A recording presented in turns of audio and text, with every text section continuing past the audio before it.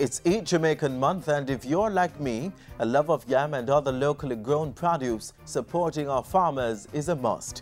Hello, I'm Adrian Atkinson and you're watching Jamaica Magazine. What's on our lineup?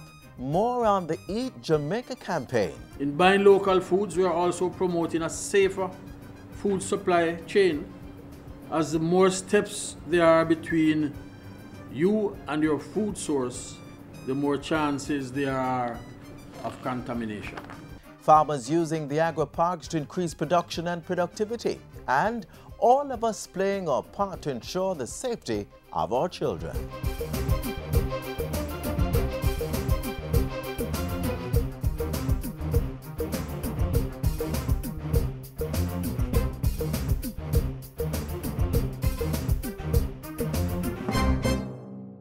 Si Marcia husband, him a one of the biggest juggies. Wait, somebody a scream. Lord, them a bundle up rice to work and never pay the extortion money. Who them man there? How would them a do with Jackie little daughter? It's serious times. Speak up for justice and keep your eyes open. When you hear about any crime, report it. Silence brings violence. A message from the Ministry of National Security.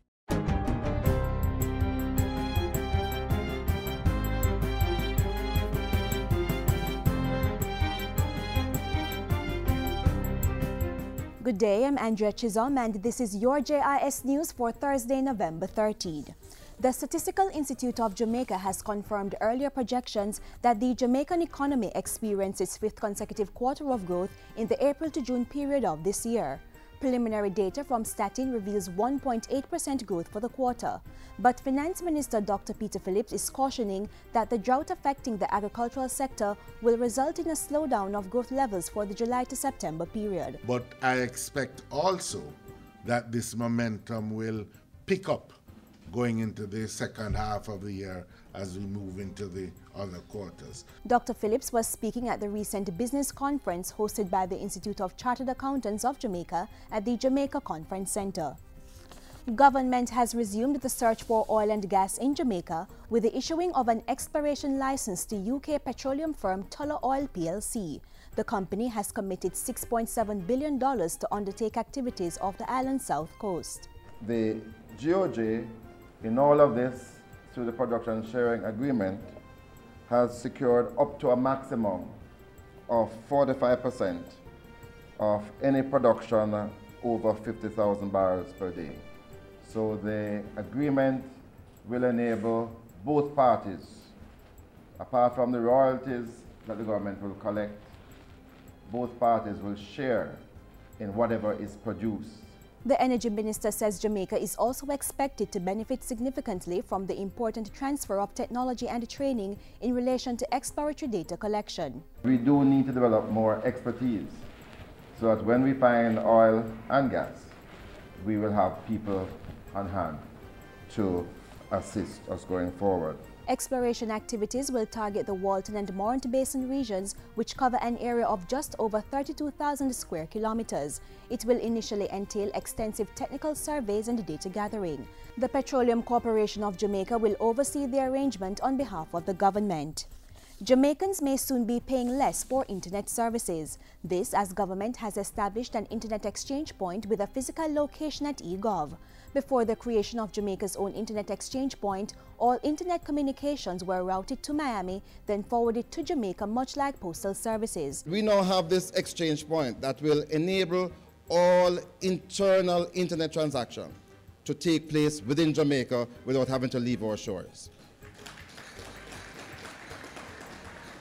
We expect to see some price reductions. We see this as a tremendous opportunity to get our people now to have freer, swifter access to the internet. The project started back in January, and the technology minister is now calling on all companies to join the island's internet exchange point. Meanwhile, as government renews and expands its focus on science, technology and innovation for economic development, Prime Minister Portia Simpson Miller has mandated that all state agencies facilitate innovators. Some agencies have become too focused on their role as regulators to the detriment of their responsibility as facilitators. Prime Minister Simpson Miller was giving the main address at Wednesday's awards ceremony for the National Medal for Science, Technology and Innovation. The award for Innovator of the Year went to Harlow Main of Mainex Technology for his hydrogen kit, and the 2014 National Medal in Science and Technology was awarded to scientist Dr. Henry Lowe. The Jamaica Civil Service Association JCSA says it is not anticipating any major dislocation as a result of the public sector modernization process that's now underway. JCSA President O'Neill Grant says government's ongoing program of attrition has already eliminated about 5,000 posts from the public sector. When persons reach their natural age of retirement and their positions become vacant, they are not automatically filled. A process is entered in to determine if the position is still relevant to the service. And if the position is not relevant to the service, then it is not pursued for filling. Mr. Grant was speaking at a recent JIS think tank session to give details on Civil Service Week 2014. The week is being commemorated from November 16 to 21 under the theme Public Sector Advancement through Partnership and Collaboration. The official launch will be held on Friday, November 14 at the Knutsford Court Hotel. And finally, the Jamaica Information Service is partnering with the Ministry of Health, Diabetes Association of Jamaica and Massey Distribution to promote healthy lifestyle practices among its staff and other government workers. The entities will be hosting a health expo and workshop this Friday at the JIS's head office on Halfway Tree Road. The event will be used to highlight Friday's observation of World Diabetes Day. JIS's Director of Human Resources, Bernita Locke, says the partnership with Massey coincides with the agency's own plan to launch a fitness and wellness program for its employees. We recognize that a healthy workforce is a productive workforce. In fact, we were planning a wellness and fitness exposition for our employees. So it fit right into that strategy that we were pursuing. The workshop is open to employees of several government and private sector agencies, including the National Housing Trust, National Solid Waste Management Authority, Kia Motors and Chelsea Jerk Center. It will include presentations by diabetes educators and podiatrists, as well as diabetes screening and cholesterol tests, product sampling, and healthy meal preparation alternatives. And that's it for JIS News today. I'm Andrea Chisholm. Thank you for watching.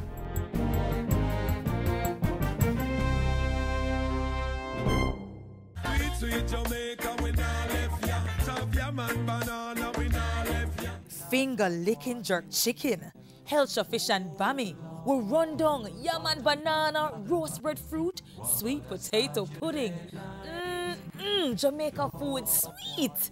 This November is Eat Jamaican month, so let's make a pledge to use more local produce and less foreign goods. Let's grow what we eat and eat what we grow. The 11th anniversary of the Eat Jamaican campaign was launched recently under the theme Grow What We Eat, Eat What We Grow. The aim is to position the agricultural sector for growth as support for the campaign becomes an everyday lifestyle among Jamaicans. During the launch, Agriculture Minister Derek Kelly and President of the Jamaica Agricultural Society, Senator Norman Grant, spoke passionately about the initiative.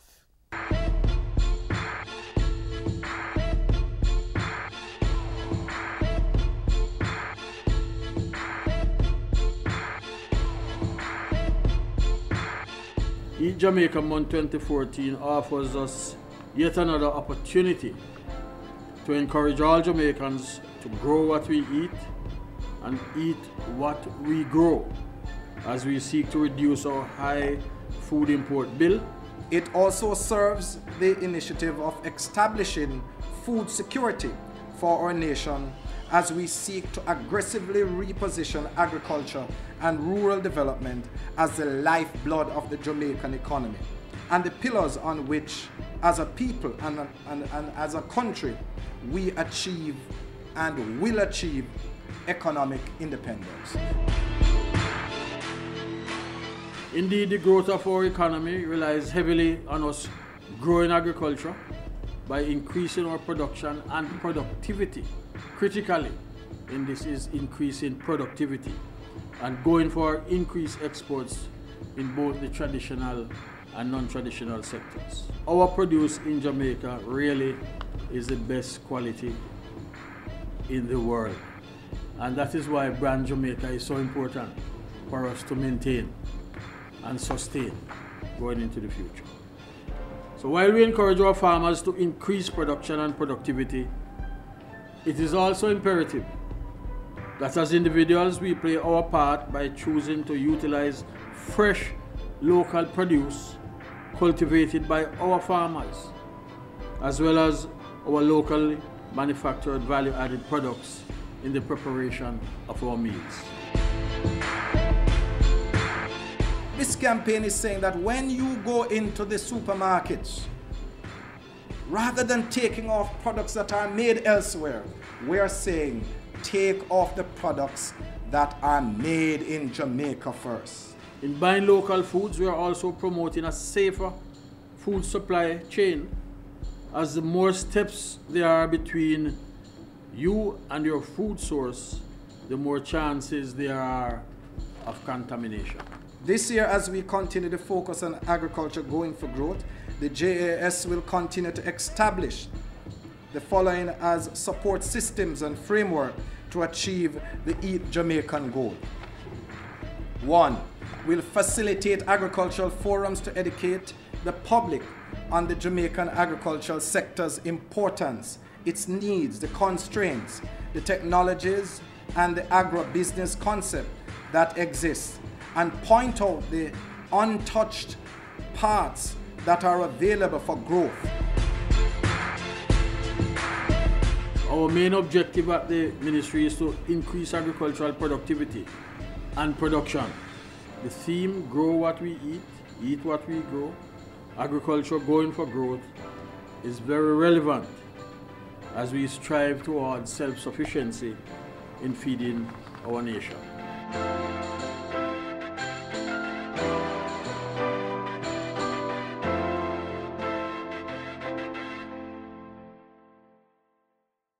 Eat Jamaica Month will also feature an exposition on November 25 on the lawns of the Jamaica 4-H Club, 95 Old Hope Road from 10 a.m. to 4 p.m. There's also an essay competition with a category trophy in honor of the late Minister of Agriculture and Fisheries, Roger Clark. Other activities include parish celebrations and the promotion of local produce and products in supermarkets island-wide.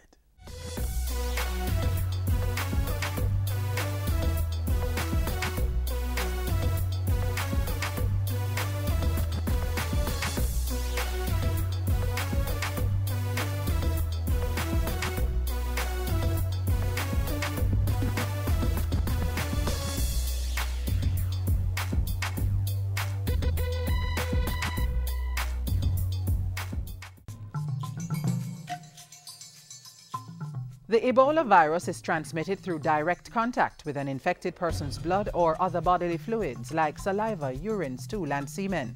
Symptoms of Ebola include sudden fever, intense weakness, muscle pain, headache, and sore throat. This may be followed by vomiting, diarrhea, and rash, and in some cases both internal and external bleeding, leading to death. Protect yourself. Avoid travel to Ebola-affected countries. Avoid contact with infected persons. Don't touch the body of someone who has died from Ebola. Wash hands frequently with soap and water and use an alcohol-based hand sanitizer. To know more, call 1-888-663-5683. Our main objective at the ministry is to increase agricultural productivity and production. And the farmers of the agro parks are already leading the charge. Let's hear about the progress they have made. Oh, and as you watch, remember to go out and support our local farmers. Farmers contributing to government's strategic priorities, supporting job creation, economic growth, and putting fiscal prudence into action.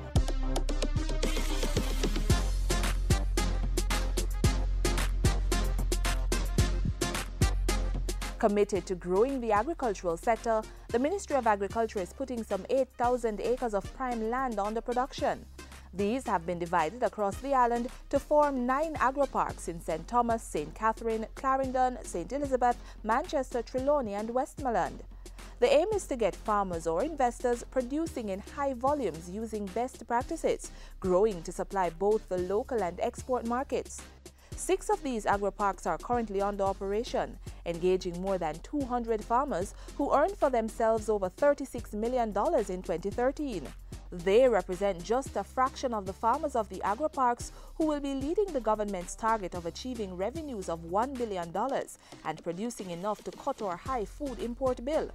We caught up with a few of the farmers at Amity Hall in St. Catherine to discuss their participation in the venture. The variety of crops that I've been planting ranges from sweet potatoes, tomatoes, cucumbers, and of course I'm now doing papaya, and I plant a little plantain. And I plant peppers here. I established about 3 acres. This pepper was planted out in September of last year, and started reaping in December.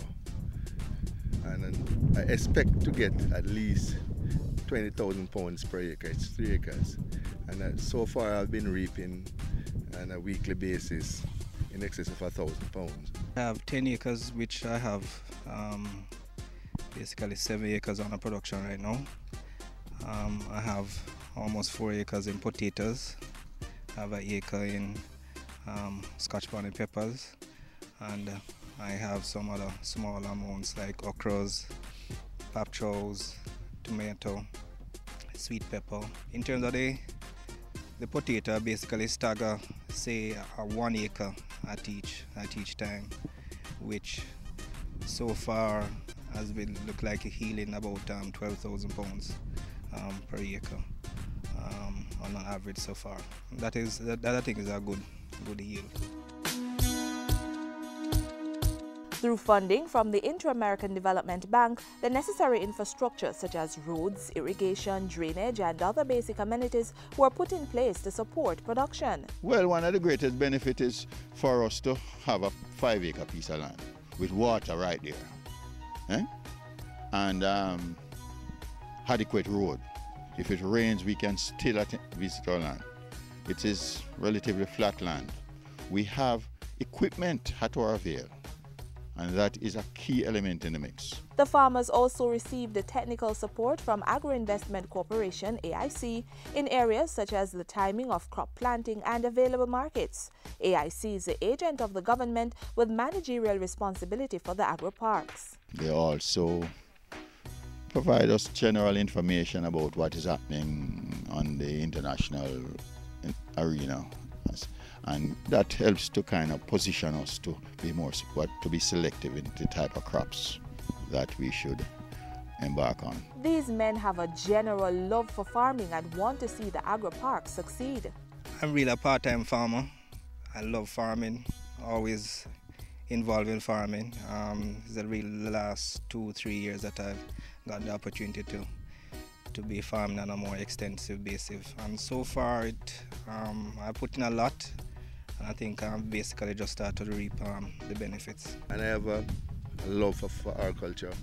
I was trained in agriculture, and I need to make some money. So you have to do work on a timely basis, and I believe that the other farmers in the agro park, if they make the effort and put their best foot forward, then it should be a success. We can produce, if we have reasonable amount of these sort of parks across Jamaica, we can produce more than enough food for the country and to export as well. The fact that the land is made available at, I would say, peppercorn rent, let's face it, let's be honest, that also is one benefit. And I believe that if we use the land and use it adequately, we can keep it for life. What we are doing here is just a demonstration. So I am anticipating that this stage of the agro park is the introductory phase to prepare us to take on the mega projects that are down the road. I see myself as an important part in it and hope to do much better than I'm doing right now. These are the farmers who are changing the face of agriculture. Their level of dedication and cooperation will lead to more jobs being created and Jamaica achieving a level of food security and eventually achieving sustained economic growth.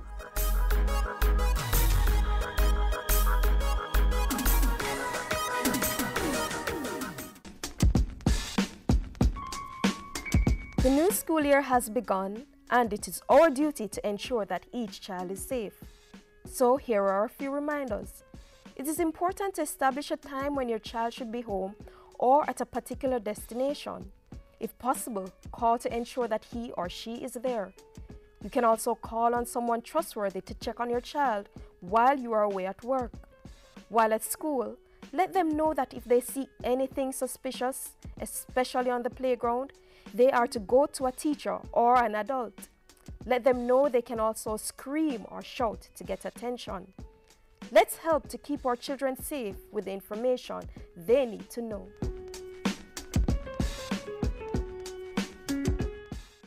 The safety of our children is everyone's responsibility. Year after year, we hear of tragic abuse, injuries, and even deaths that these little ones have encountered.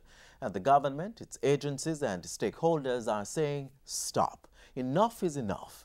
So on November 19, persons will gather at Emancipation Park to join with the Child Development Agency in commemorating World Day for the Prevention of Child Abuse. The day will be used to increase national awareness of the issues affecting our children and to garner a recommitment to safeguard them from all forms of abuse and violence. Last year's vigil revealed some alarming statistics. We have the recap. We're crying for our children, leave them alone. We're crying for our children, don't hurt them no more. We're crying for our children. Whoa, whoa. A teenager pulled into a vehicle on her way to school, sexually assaulted, murdered, and discarded along the side of the road. A child almost chopped to death by her own father. An 11-year-old child shot and killed in her community, the victim of gang crossfire. Children are attacked as family feuds and gang vendettas play out in our communities. And toddlers and young children are brought into health and social service agencies stricken with sexually transmitted diseases because they have been violated. These are just a few of the disturbing images of the assault against our children experienced over the last year in our society. We're crying for our children, leave them alone. We're crying for our children, don't hurt them no more. We're crying for our children. Whoa, whoa, whoa, whoa, whoa. Since the Office of the Children's Registry started through the Child Development Agency in 2007, we collected 455 reports of child abuse, and to date, up to the 30th of September, we have recorded 8,030 cases of child abuse with 42 days to go in this calendar year. The Jamaica Constabulary Forces Statistics Department indicates that in less than 4 years, 206 of our nation's children have been murdered.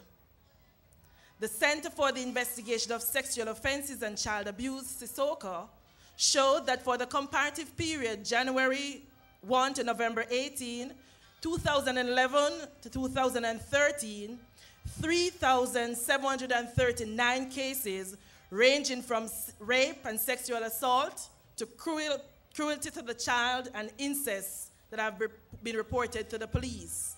So far, we have arrested 1,312 of those perpetrators. The reality, ladies and gentlemen, we cannot continue like this. We have to put a stop to all of the murder and the rapes we have won against the youths of the future. Yeah, come make we go down on we knees and ball. We can't take it aside, for the youths of the future shall be great. Yes, we're crying, yeah. We're crying for our children. It is only in confronting this issue of child abuse that we will ensure that these cowardly acts against our children never happen again. If all of us take a stand, child abusers will have nowhere to hide.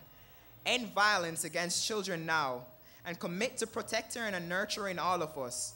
And we will encourage all of us here today to report child abuse or missing children. It is our responsibility to ensure that those 314 children who are still missing from those 1,700, that they return home safe. Dear Mr. Jesus, please tell me what to do. But please don't tell my daddy, but my mommy hates me too. Please don't let them hurt your children. Oh, we need love and shelter from the storm. Any one of our children can be a part of these statistics. And what we have to try to do moving forward is to use every opportunity that we have to educate our children about ways of preventing themselves from becoming victims of crime. Child protection and child abuse prevention is a job for all of us. I urge each of us to recommit to ending the violence against our children. Speak out against child abuse. Don't turn a blind eye. Enough is enough. Let us create a Jamaica fit for children. Me tired to hear the news, say we lose another youth.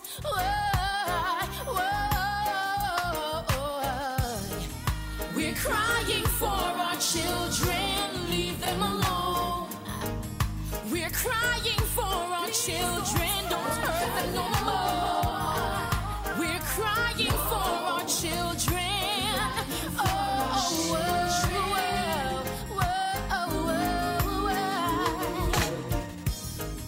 We're crying for our children. We're crying for our children. Please don't hurt. We're crying for our children. Lift up your hearts with a smile. Lift up your feet with a dance. Lift up your spirits with a song. It's family time. It's family time. It's family time. Lift up your hearts with a smile.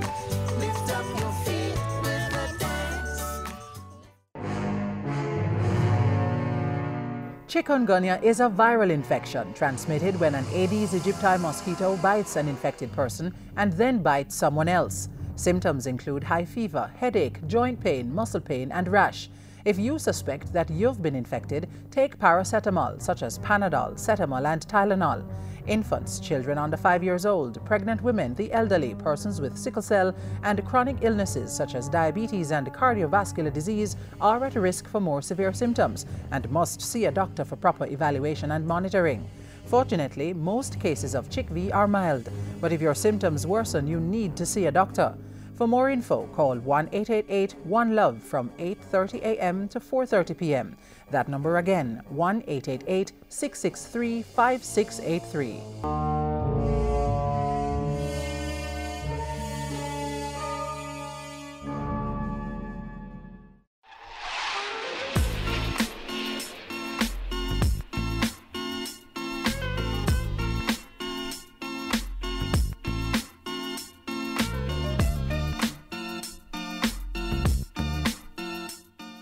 I hope you enjoyed our show today.